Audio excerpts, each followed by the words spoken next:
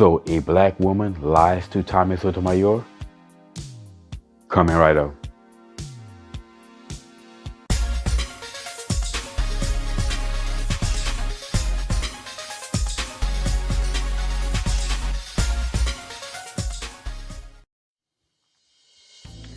What's up, y'all? Welcome back to Common Sense, Logic, and Reason. And as always, I want to say thank y'all for joining me today. So if you watch my shows for any length of time, you know that I've often said that people on the left are willing to lie to push their narrative. And the reason why they have to do so is because they will grasp and hold on to their narrative for dear life.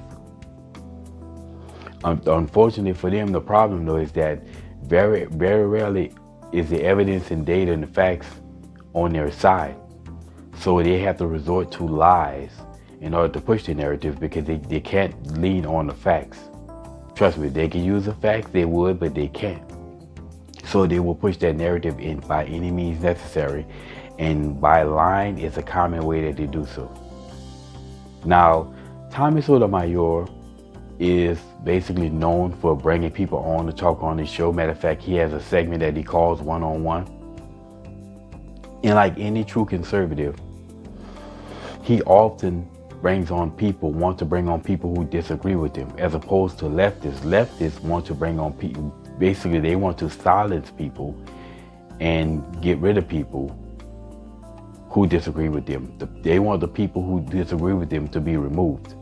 And Tommy basically had a woman on his show, and she wanted to talk about disagreement that she had about him, basically him holding black females accountable for anything, and specifically for the downfall of the black community. And so we're just gonna jump right into black exploitation time. Now you got the black lady. Oh no, we're skipping over the welfare stuff. Black man couldn't get a job. Those jobs were moved out of the city and pushed out into the suburbs so that he couldn't even get to them. Okay? So now I'm going to turn the black woman against you because you're not going to be the apple of her eye anymore. You're pathetic and you're a loser and you can't feed your family because he's selling a dream.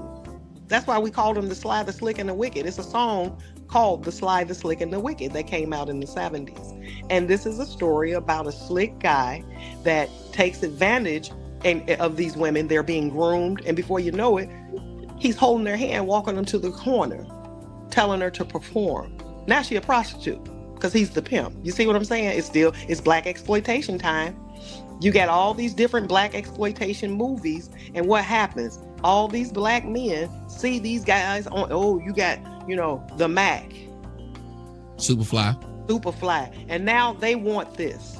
Okay? And so now you got, this community is full. So now you got this low down, Sly, the Slick, and the Wicked has taken this single mother and hand walked her to the corner. Now he's pimping. Because she believes that it's just him and her against the world. See, now we got this pimp. And he's got this girl working the streets because she thinks that it's a pot of gold at the end of the rainbow. But it's all a lie. Now he's going to pump you up with dope, crack, and keep you mentally and spiritually bound because now you need it. Because she done went and got up with Mr. Johnny that owns the cleaners. Mr. Johnny. Okay. See, it's real. She done went and got up and turned Mr. Johnny out. Mr. Johnny been owning the neighborhood cleaners for 45, 50 years at this point. Now she done turned him out in the black community, black folks. I'm telling you what I know. Now, I don't. My degree came from out the mud. I didn't have to go to school. I didn't have to do any of that. I'm telling you what I know, what I seen. Okay. My grandmother didn't have that story. Well, okay, when I just told you grouped all black women together, you should have said, my bad. I'm telling you what I have seen. I've said it over and over again about what I've seen, what I watched. Okay, no, but right then when Now, Tommy basically gave this woman a mic and let her speak her views, and she spoke for, damn near 20 minutes, giving her view of why, the downfall of the black community is not the female a black female's fault, but in fact she tries to blame it on black men. In typical fashion, she talks about this, that typical narrative or stereotype that black men left the home so that the women could get the welfare, and then women were left to fend for themselves, and so on and so forth, and women couldn't get bank accounts. Right? Black men used to pimp these women, used to talk to sweet little nothings in their ears, and these black females had no choice. They couldn't say no. Right? These men were taking their food stamps and selling them. They couldn't say no to that. And then she talked about the drug epidemic in the black community. The black community couldn't say no to the drugs. And she, like I said, she even called Thomas Sotomayor's black followers as lame, while at the same time criticizing him for criticizing black females. And basically she said that the downfall of the black community, was giving this timeline of what is happening in 72, and in 75 this happened, in 81, and she claimed that she saw all of this stuff. Several times in the video, in that interview, she claimed that she saw this. However, later on in the video, she said something that basically tipped me off to the fact that she was lying.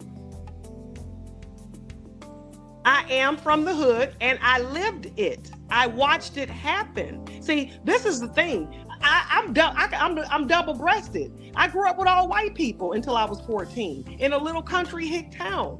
Okay? And then moved to Chicago in 1987, and it was like a shell shock, like, oh my goodness. Okay, here she's saying in that segment, she said that, kept repeating that she's from the hood and she lived all of this stuff, right? But then she says that she lived around white folks until the age of 14. Then she moved around in the hood, around black people in the hood, in 1987 at the age of 14, and it was, in Chicago, and it was a rude awakening for her. Now they say that eventually truth will come to light, and if you let a fool talk enough, they're going to provide the rope to hang themselves with, and that's exactly what she did here. Let's unpack this. Okay, first and foremost, she claimed that she lived all this stuff, but she lived around white folks until the age of 14, and then she moved to Chicago in 1987. Okay, so you moved to Chicago in 1987, which was, 1987 was long after the damage was done to the black community. But she's telling us that she saw all of this stuff with her own eyes.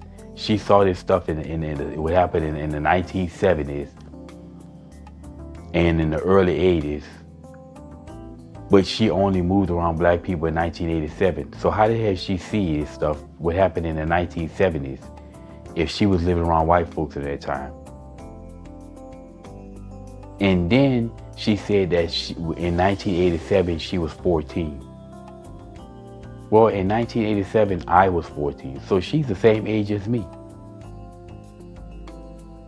So you mean to tell me that, I thought that she was older than me, because she looked like she's at least 10 years older than me. I thought this woman was, instead of 51, I thought she was 61 or 65. By her looks, so she looks significantly older than me. But you telling me at the age of 51 that she was old enough to see all of this stuff? You mean she was born and had to be born in 73, 72 at the most? And again, at the end of the video, I think Thomas was saying that she was 52, but still the same age as me. How was she old enough to have the wherewithal to be able to process and understand what she was seeing at such a young age? And she saw that. How did you see this stuff happen in 72 when you were 72 when you were a baby or before you were born? You mean to tell me in 1980, at the age of, when she would have been 7 or 8, at 7 or 8 year old age, she had enough wherewithal to diagnose what was going on in the black community, a black community that she didn't even live around until 1987? This woman was lying her ass off. I mean, as people were saying, Tommy said she was giving us a storyline from a movie. Like she just went out and rented or saw Boys in the Hood in South Central or something like that, and the Minister Society and concocted this story. She didn't see none of that. How in the world did she see any of that when she owned, like I said, by 1987 when she moved in the hood, and as she said, it was a shock to her system. So if it was a shock to her, that means she hadn't seen it before, because if she saw that before, that wouldn't be a shock. It would be normal to her. So how did she see all of this stuff happening through the 1970s and up into the mid-80s? How did she see all that, which is when the real destruction of the black community happened? How did she see it when, number one, she wasn't around it, number two, she really truly wasn't old enough to really process all that? Now I can see maybe after that she did talk about what happened in the 90s, but I don't believe a damn thing this woman said. None of the stuff that she talks about really truly happened prior to, none of that happened after 87. The black community was already in the decline. It already devastated after that. And as I said, if you look at the rate of out-of-wedlock birth rates amongst blacks and the rate of single-parent households without father, it basically reached parity in roughly 85, 86. Maybe like a year before she moved to the community. So the black community was already devastating, already on the downfall before she even saw it. And she really wasn't old enough to be able to process. Again, like I said, I thought that this woman was in her 60s. And that way you could say, okay, she would have been old enough to really notice what was going on in the black community. But she's my age. So like I said, this woman has lied her ass off. And this is a perfect example of how people on the left, especially these black leftists, are willing to lie to push a narrative of victimhood. Anyway, y'all, that's my 2 cents on it. This is a perfect example of what I talk about. So when I say that black folks lie and leftists are willing to lie, I'm not making things up. And as always, y'all, until next time.